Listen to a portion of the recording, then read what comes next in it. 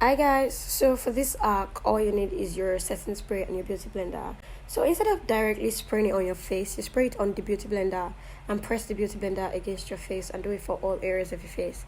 It gives you this really shiny, matte but shiny, finished look, like when you're done and you're done.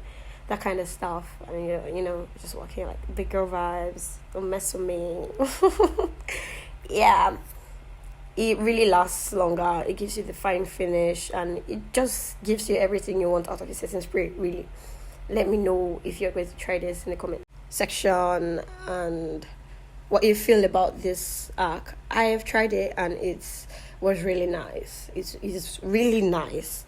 So yeah, you see that butter.